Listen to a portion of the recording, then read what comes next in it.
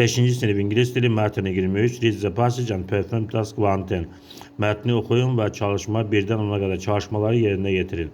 Novruz is an old holiday in Azerbaijan. Novruz Azərbaycanda qədim bayramdır.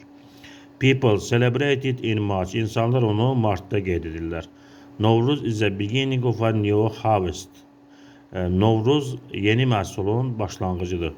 The symbol of Novruz is the flower, Novruz gülü, a snowdrop. Novruzun rəmzi Novruz gülüdür. İngiliscə ona snowdrop deyirlər. Before Novruz, people clean their houses and clothes.